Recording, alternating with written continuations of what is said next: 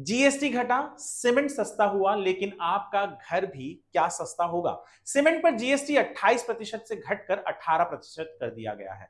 Builder की लागत 3 से 5% कम होगी, पर सवाल यह है, क्या यह फायदा एक होम बायर को मिलेगा।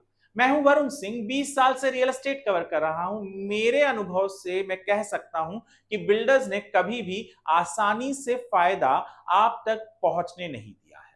याद कीजिए, जब सरकार ने प्रीमियम घटाए, चार्जेस कम किए, क्या घर सस्ते हुए? नहीं।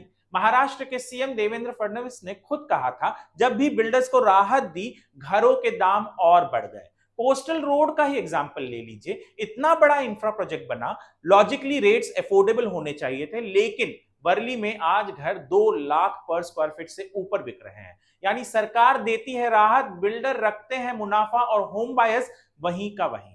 तो अब आपको क्या करना चाहिए? होम बायर्स फ्रैगमेंटेड है, लेकिन अगर आपने किसी प्रोजेक्ट में बुकिंग की है तो आप संगठित होकर बिल्डर से सवाल पूछ सकते हैं। कंस्ट्रक्शन कॉस्ट अगर 3% घट रही है तो कम से कम 1 से 2% का फायदा होम बायर्स को मिलना चाहिए। डिमांड कीजिए कि सरकार के फैसले का फल सिर्फ बिल्डर की जेब में न जाए, क्योंकि जब तक आप आवाज नहीं उठाएंगे, ईएमआई और प्राइस में कोई फर्क नहीं पड़ेगा। मैं हूं वरुण सिंह, 20 साल से रियल एस्टेट की सच्चाई स्क्वायर फीट इंडिया पर लाता रहा हूं।